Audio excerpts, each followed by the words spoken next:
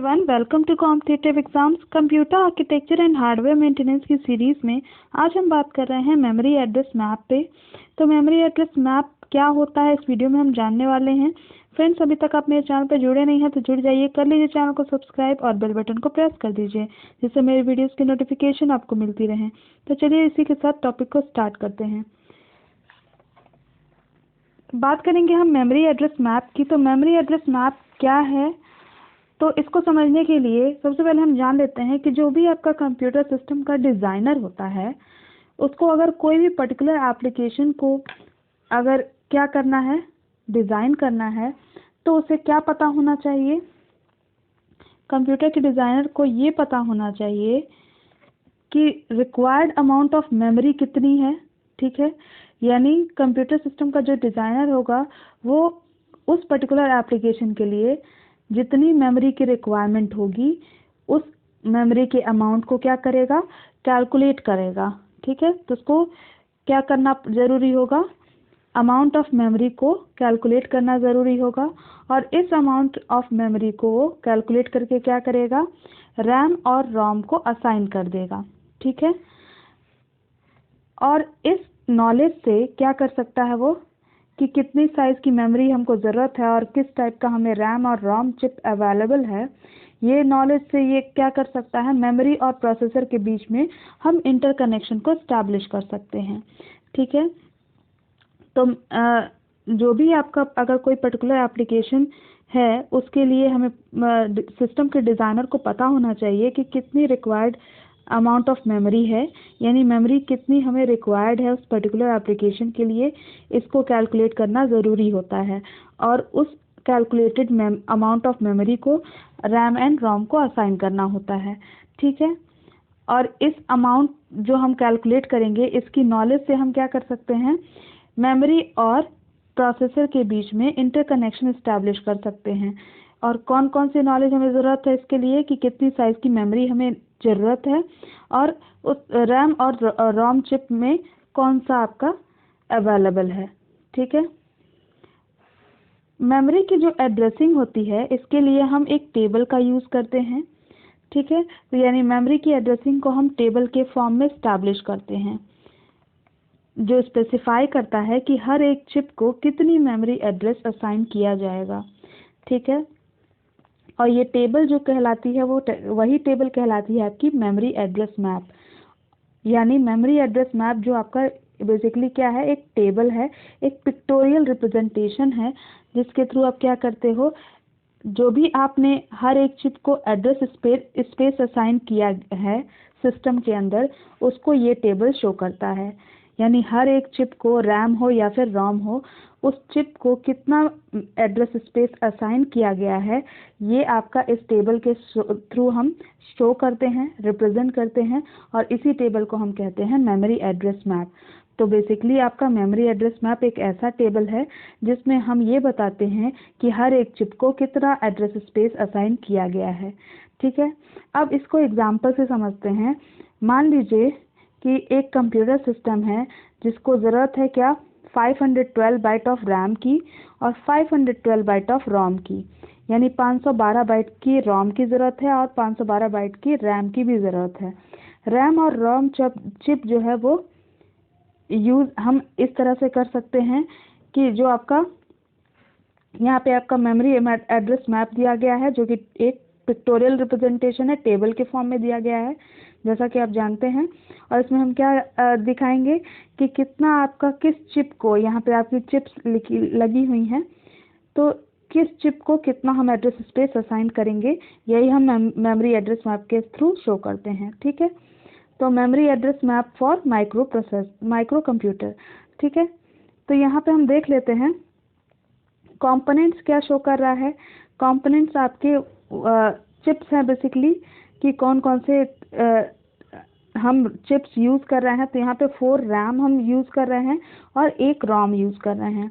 ठीक है, तो RAM 1, RAM 2, RAM 3, RAM 4 and ROM.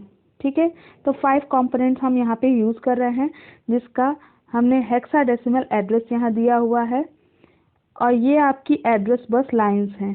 ठीक है, तो यहाँ पे हम देख लेते हैं सबसे पहले कंपोनेंट जो कॉलम है, जो आपका ये कंपोनेंट कॉलम है, ये क्या शो कर रहा है।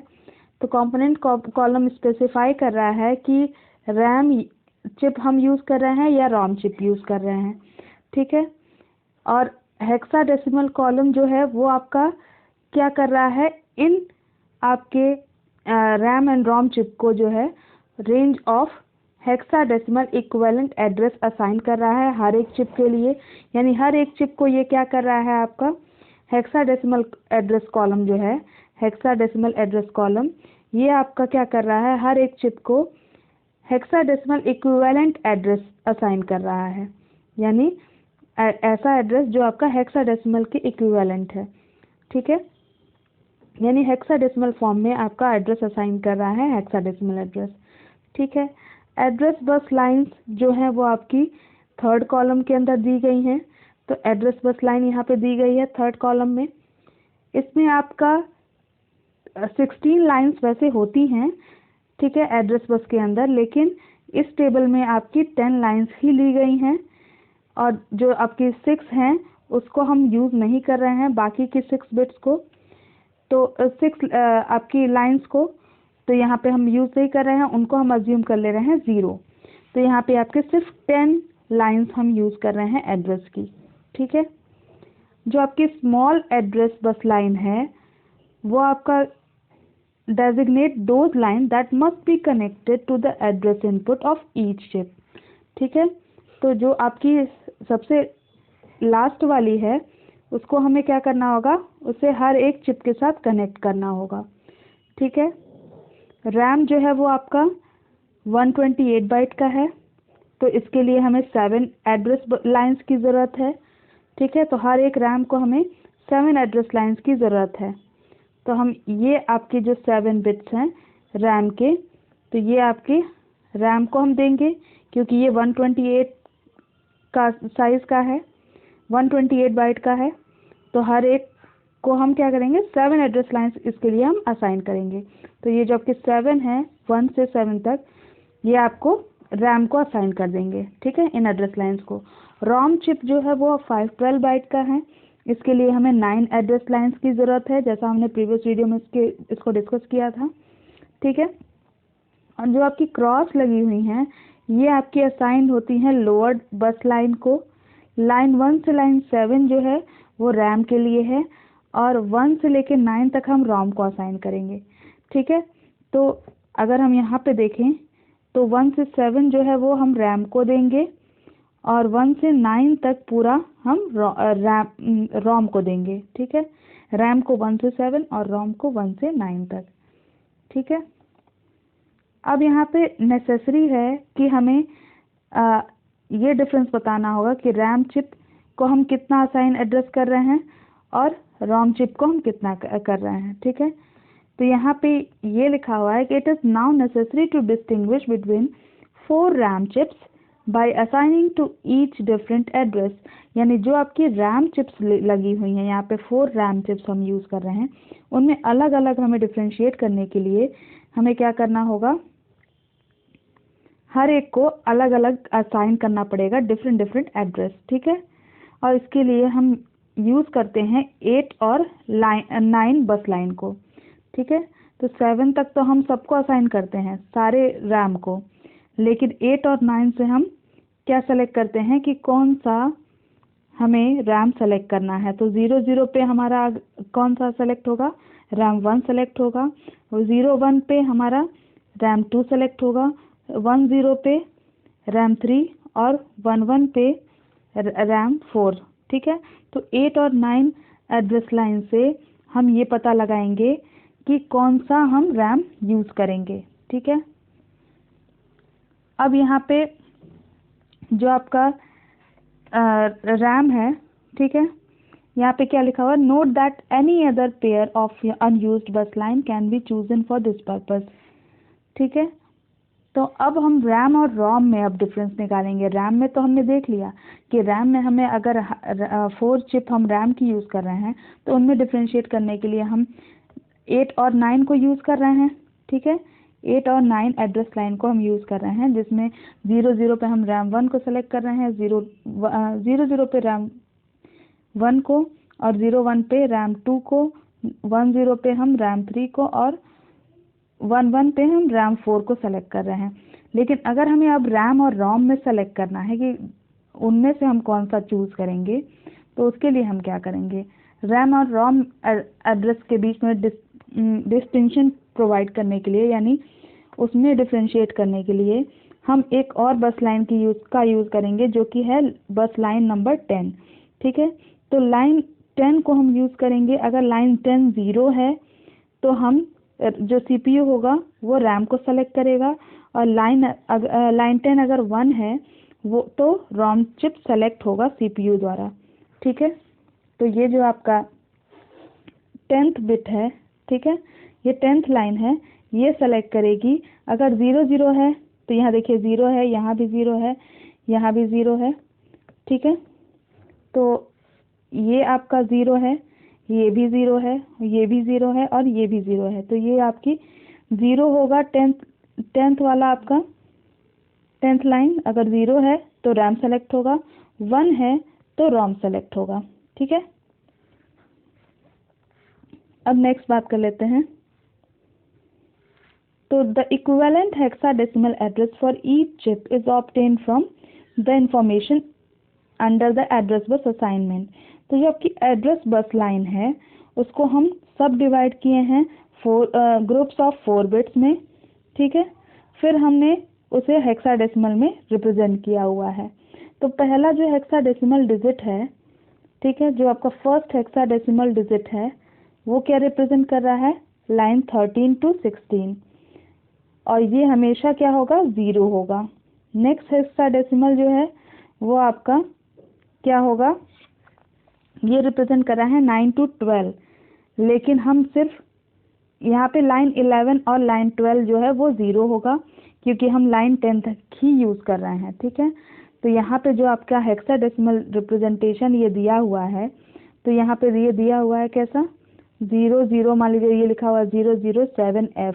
तो फर्स्ट वाला तो ये आपका रिप्रेजेंट कर रहा है 12 से 16 बिट तक। तो 12 से 16 हमने यूज़ ही नहीं किया है यहाँ पे, हमने तो 1 से लेके 10 तक ही यूज़ किया है। तो 12 से 16 तक हमारा 0 ही रहेगा, ये हमेशा के केस में 0 रहेगा। और इस वाले में आपका कहाँ से रेंज आ जाएगा, यहाँ आ जाएगा आपका 9 से लेके 12 तक, और 9 से लेके 12 तक हम यूज़ नहीं कर सकते हैं। 11 12 को यूज़ नहीं करेंगे क्योंकि हमारा सिर्फ 10 एड्रेस लाइन्स हम यूज़ कर रहे हैं, तो 11 12 की ज़रूरत हमें नहीं है। तो 11 12 को हम रख देंगे 0। ठीक है, तो यहाँ पे 11 12 को हम 0 रख देंगे हमेशा, और बाकी जो बिट्स हैं उसको हम चेंज करेंगे। ठीक है, तो जो आपकी रेंज होगी हेक्साडेसिमल एड्रेस की हर एक कंपोनेंट के लिए, उसे हम डिटरमाइन करेंगे from the x associated with it, और एक्स जो है रिप्रेजेंट करेगा बाइनरी नंबर को। ठीक है, जो कि रेंज होगा ऑल 0 से ऑल 1 तक। ठीक है, तो इस तरह से हम कर सकते हैं। तो यहाँ पे आपकी 4 अगर हेक्साडेसिमल डिजिट दी गई हैं, एड्रेस को रिप्रेजेंट कर रही हैं कि हमारा कौन सा रोम चिप हम एड्रेस असाइन कर रहे हैं, कि रैम चिप को एड्रेस असाइन कर रहे हैं, कितना असाइन कर रहे हैं। तो सबसे पहला बिट तो हमेशा 0 होगा, क्योंकि हम 12 से 16 बिट हम यूज़ नहीं कर रहे हैं। सेकेंड में हम 11 12 को हम रिमूव कर देंगे, सिर्फ हम क्या लेंगे, 2 बिट को देखेंगे। तो यहाँ पे अगर मान लीजिए ये 11 है, ये 12 है, और ये आपका ये 12 है, ये 11 है, ये 10 है, ये 9 है। ठीक है, तो हम 9 और 10 को ही यूज़ करेंगे, और इसके बाद में हम इधर यूज़ करते जाएंगे, लेकिन इसके पहले हम यूज़ नहीं करेंगे। तो ये वाले हमको 0 हमेशा रखना है, बाकी हम 0 0 से लेके 1 1 तक रेंज लगाते जाएंगे। ठीक है, तो इस तरह से हम मेमोरी एड्रेस मैप में क्या करते हैं, चिप्स को एड्रेस असाइन करते हैं। ठीक है, एड्रेस स्पेस को असाइन करते हैं। तो ये आपने देख लिया मेमोरी एड्रेस मैप को। आई होप आपको समझ में आया होगा। अगर वीडियो पसंद आई हो तो ज़रूर लाइक करिएगा, अपने फ्रेंड्स के साथ शेयर करिएगा, और चैनल को सब्सक्राइब करना बिल्कुल मत भूलिएगा। Thank you for watching.